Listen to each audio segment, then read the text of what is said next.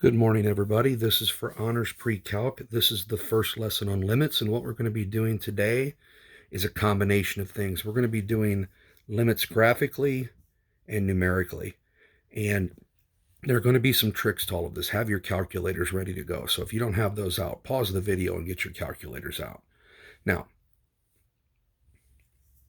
if you look at this function, if we let x approach 1, the first thing you do whenever you're trying to evaluate a limit, and I'll keep repeating this, plug in the number. See if it gives you something valid. Now, if I plug in 1 here, 1 cubed is 1, minus 1, that would give me 0 on the top. If I plug in 1 on the bottom, 1 minus 1 is also 0. If you get 0 over 0, this is what we call an indeterminate form. We cannot figure out a limit this way. So what am I going to do? Well, the first thing we're going to talk about today is how to do this graphically, and then we're going to do it with a table, and then I'm going to show you how to do this algebraically as well, and we're going to do more algebraic stuff later. So first of all, if you were to take this function on your graphing calculator, and I've entered quite a few here, and let me zoom in on this so you guys can see what I'm doing. You can see on my graphing calculator, that first one, I've got the function entered. Now, if I go to graph this on a standard window,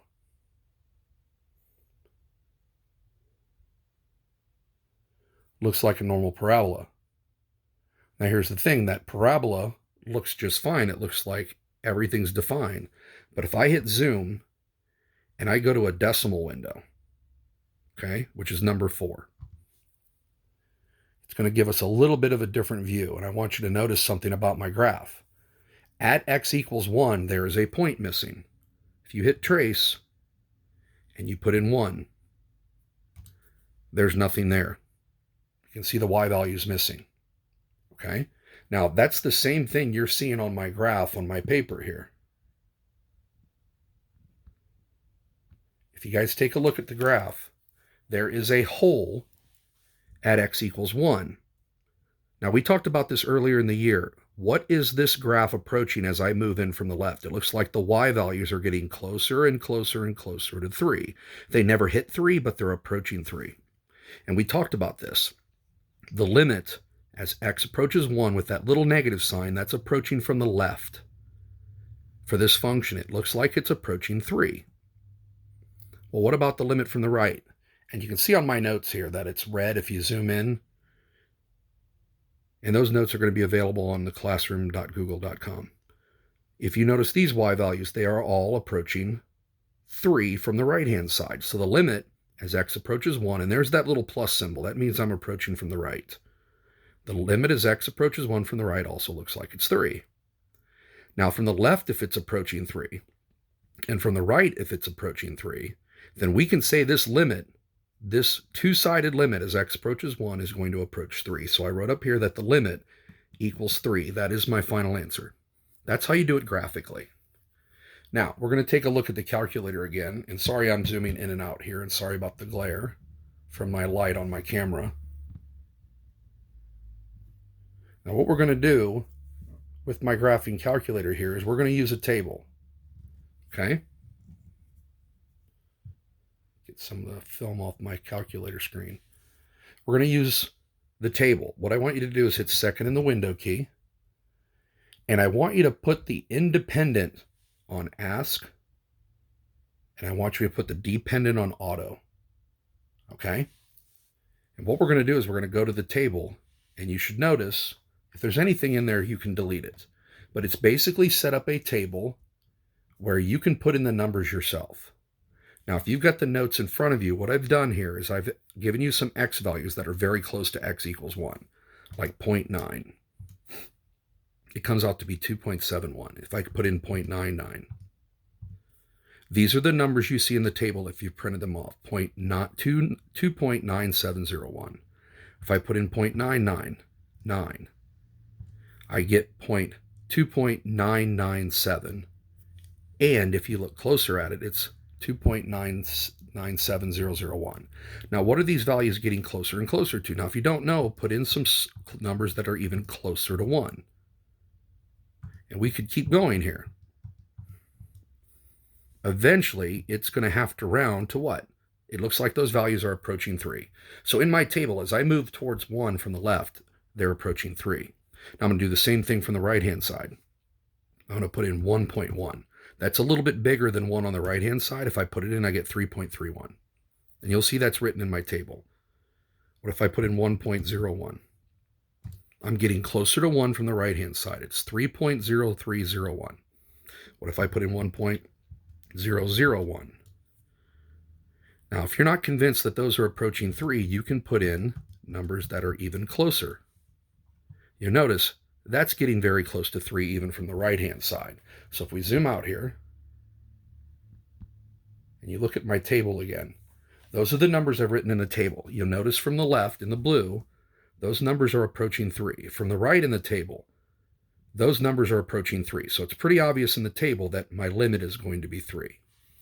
So we've done this graphically, and it approaches 3. We did numbers in a table. They look like they're approaching 3. Those are two of the things you're going to have to be able to do in this lesson. Now, this is not as important for this lesson as it is later on.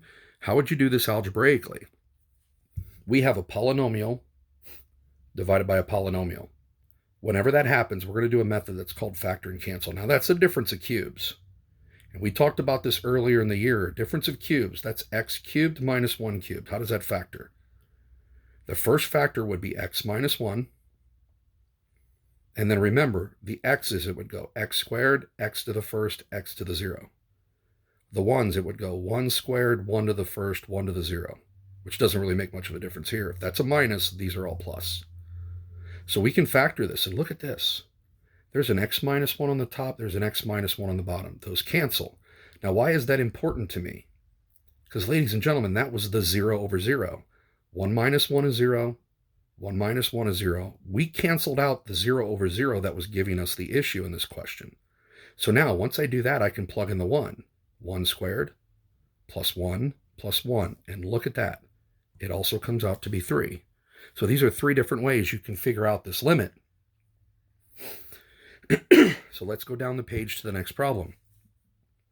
Again, go ahead and graph this function. It'd be better if you did it on a decimal screen.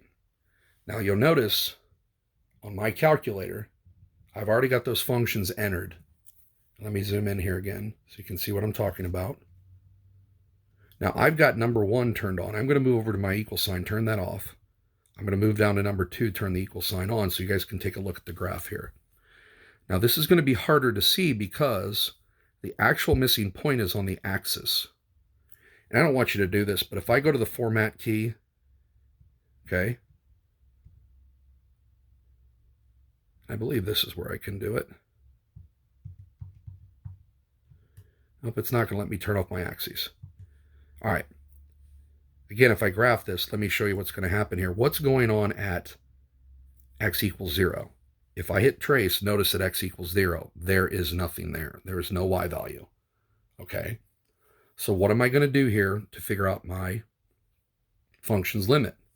Well, I've drawn on paper for you here.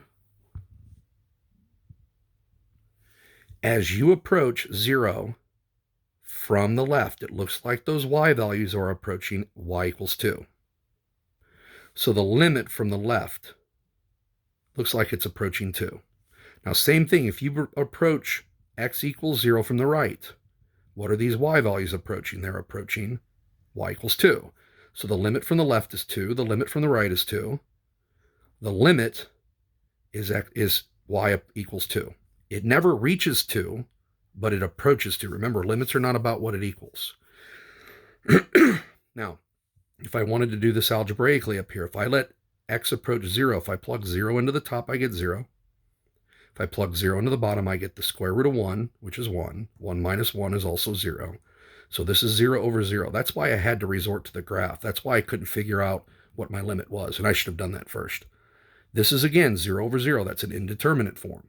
So we went straight to the graph, and I determined just by looking at the graph the limit's 2. I could do the same thing with a table. Okay?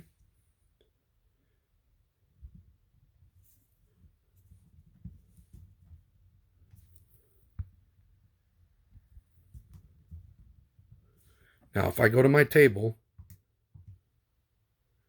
I'm going to delete these values out of here.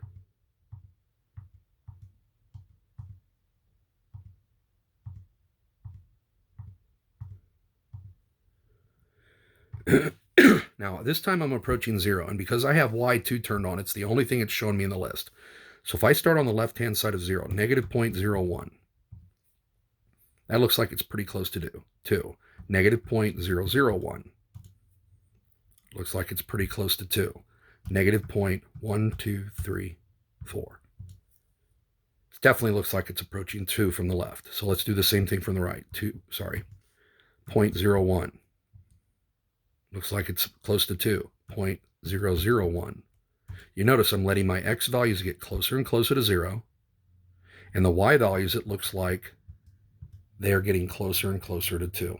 In fact, there it says 2. It's not quite 2, but it's so close to 2 on the calculator, it's rounding off. That's 2 accurate to 4 decimal places. So it looks like in my table, and again, if you look at my paperwork here, if you look at the completed notes, from the left-hand side, those y values are approaching 2. From the right-hand side, those y values are approaching 2. So my answer is 2. That's my limit for this function. So be able to look at a graph and find your limit. Be able to look at a table and find your limit. Now later on, we're going to talk about this algebraic stuff again. You notice there's a radical. Anytime you're dealing with a radical and it's an indeterminate form like the 0 over 0, okay, we're going to do something that's called rationalization. And again, I'm going to write this up here that this limit equals 2. Make sure I answer the question. Now look at the bottom of your page here. Algebraically, what we do, I got radical minus 1. So what I'm going to do to rationalize this, and you can do this even if the radical's on the top, we're going to multiply by the conjugate, radical plus 1, top and bottom. Now on the top, I'm not going to cancel out or multiply this out. I'm just going to put x times radical, x plus 1 plus 1. Now the bottom, if you remember how conjugates work, all you have to do is square the first part, which would be x plus 1.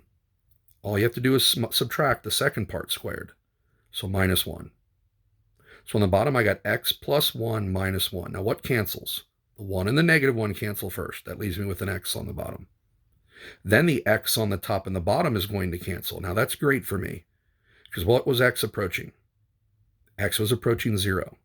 When I canceled that x over x, that's my 0 over 0. That means this is no longer indeterminate.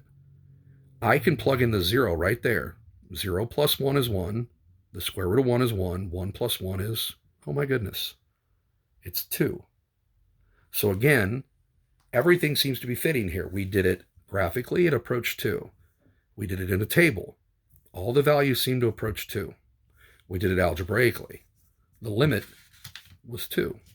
And these are the methods you're going to have to know how to do when you get into calculus next year. We've done some of this stuff this year. Now, a couple of specific ones with trig. Okay? Now I'm going to do the same thing again with my calculator. Sorry, I'm getting my calculator ready for you guys. We have sine of x over x. Now, if you plug in 0, what am I going to get on the top? I'm going to get 0. If you plug in 0 on the bottom, I'm going to get 0. Again, that's an indeterminate form. Sine of 0 is 0 over 0. 0 over 0 is an indeterminate form. You do not say that the limit does not exist. That's not what we do. So what we're going to do is we're going to graph this thing. Okay? And again, it would be hard to see on my graphing calculator, so I'm just going to show you the graph here. Feel free to pause the video and punch it in. You'll see a graph that looks like this. And you won't see any missing points, no matter what you do. And I would maybe do this on a trig window. But here's the thing. If you type x equals 0, the y value does not exist. There's a hole there. So if we look at this graph, and I move in from the left, as x approaches 0, as I get closer and closer to 0, what are those y values approaching? Those y values are approaching y equals 1. So the limit as x approaches 0 from the left, everybody see that negative sign right there again, of sine of x over x, it approaches 1. Do the same thing from the right-hand side. If I come in from this side, I get closer and closer to x equals 0 from the right-hand side. It's also approaching 1. So the limit as x approaches 0 from the right-hand side, from the positive side, of sine of x over x is 1. Those two approach the same thing. If they didn't, we could say our limit does not exist. But they both approach the same thing. My limit is 1 from the graph. Now, I'm going to have to make sure that my calculator is in radian mode because I've been doing a few things with degrees here lately. If you guys notice again on my calculator display here, and I'll try and zoom in, you guys can see I've got y sub 3 is equal to sine of x over x. If I graph this, you're going to see the exact graph we just saw. That's the graph you see on your paper, but you don't see that hole. But if you hit trace, notice at x equals 0, there's no y value. So what I'm going to do is I'm going to go to that table again, and I'm going to start plugging in numbers that are close to 0, like negative 0.1, negative 0.01. Just keep adding zeros, negative 0.001. I think it's pretty obvious those numbers are quickly approaching 1. Same thing on the right-hand side. If I put in 0.1, 0.01, 0.001. Again, those numbers look like they're very quickly approaching 1. So if you look at my table on this paperwork here, you can tell very quickly from the left-hand side, those values approach 1. From the right-hand side, those values approach 1. From the table, it certainly looks like sine of x over x approaches 1. Okay?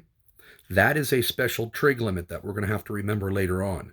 Sine of x over x, as x approaches 0, it's going to approach 1. And there really is no algebraic way to do that one. Now, this next one, I'm going to hold off on pulling out my graphing calculator because I think you guys see what we're doing. This is another trig limit that you guys are going to have to know. If you plug in 0, what's cosine of 0? Well, cosine of 0 is 1. 1 minus 1 is 0 on the top. If I plug in 0 on the bottom, again, I get 0 over 0. This is an indeterminate form. So we're going to have to figure out another way besides plugging in the number to get my limit. Remember, first thing you should do every time is plug in the numbers. If you plug the number into your function and it works and it gives you a value, that's your limit. But here I've got an indeterminate form. So what do? I graph it. This will be the graph. And again, make sure you're in radian mode. You'll see this graph for 1 minus cosine of x over x. And ladies and gentlemen, what does it look like it approaches at x equals 0? From the left, it looks like those y values go to 0. From the right, it certainly looks like those y values approach 0. So from the left, it approaches 0. From the right, it approaches 0. If those two numbers are the same, that's the two-sided limit. This limit equals 0. And we can do the same thing with our tables. If you take out the table on your calculator and you plug in these numbers, for 1 minus cosine of x over x, you're going to see these numbers. And look what happens. I keep adding more and more zeros the closer I get to 0. Notice those numbers are approaching 0. These numbers over here. Notice again, if you did this on your calculators, and feel free to pause the video to give it a try. Plug in 0.1, 0.01, 0.001. Those numbers keep adding more and more zeros to the y values. Those numbers are also approaching 0. So my limit is 0. And again, this is a formula that you're going to need to remember with respect to trig. Okay? Now, so we've done limits graphically. We've done limits using a table. And we've talked a little bit about how to do some problems algebraically. Now, some things you need to remember about limits. There are some times where limits fail to exist. In other words, if they fail to exist, what we're going to write is DNE. Now, what does that mean? It means does not exist. Now, we talked about this. If you plug in 3 here, 3 minus 3 is 0. 3 minus 3 is 0. I get 0 over 0. That's an indeterminate form. That does not mean the limit does not exist. We saw in the previous pages with those last 4 questions, they were all 0 over 0. That does not mean the limit does not exist. We have to find and check it other ways.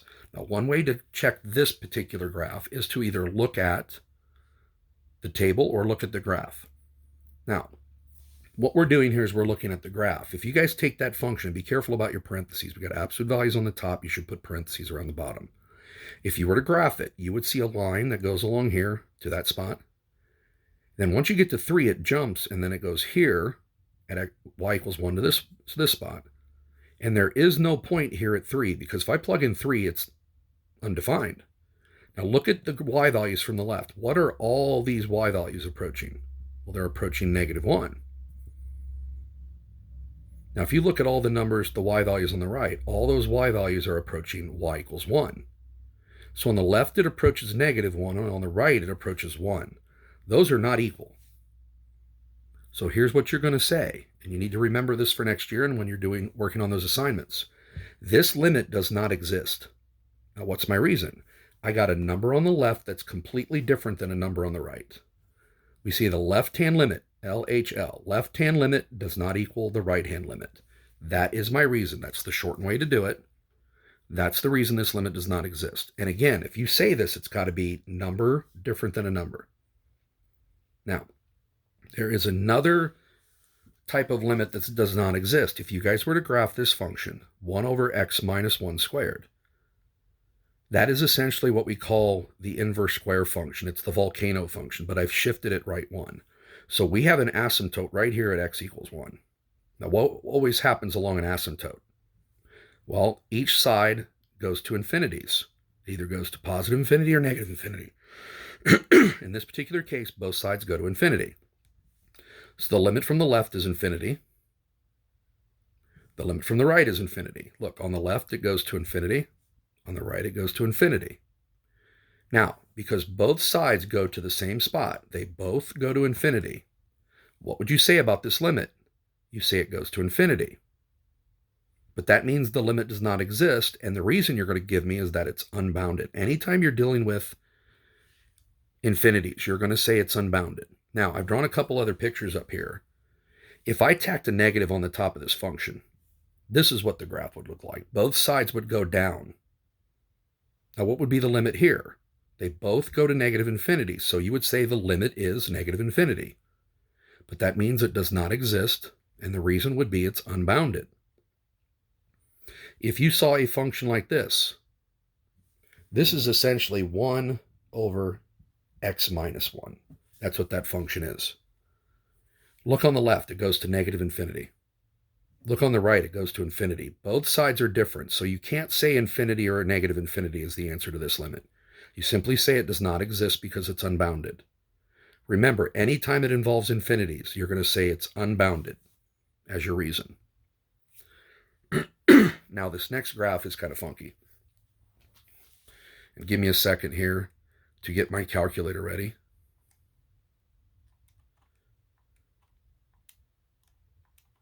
What I'm going to do is I'm going to punch in that function sine of 1 over x. I'm going to show you that in a minute here. And let me zoom in on this for you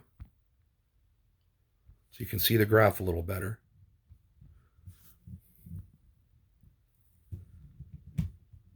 Now, I'm in radian mode, so watch the graph here, please.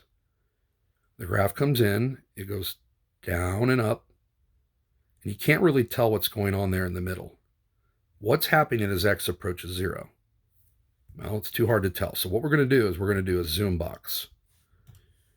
Okay, what I'm going to do is I'm going to zoom in on a small little window around that spot. I hope you guys can see the cursor. 1, 2, 3, 4, 5. I'm going to move over 5. I'm going to try and center this right around the axis and try to get that piece of the graph in there. It's too hard to tell what's going on in there. All right, so let's hit enter.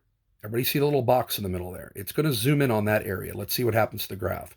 It's going up, down, up, down, and then it starts doing it faster. And on the other side, it's doing the same thing. It's going up and down, but as you get closer and closer to 0, those oscillations become thinner. They happen more often. So what does this graph approach? Well, again, I could change my window and zoom in on this again. My x min is negative 0.3. So let's maybe go to negative 0.01. Maybe the max, we're going to go to 0.01. And we'll scale by 0.0001. So I'm zooming in some more.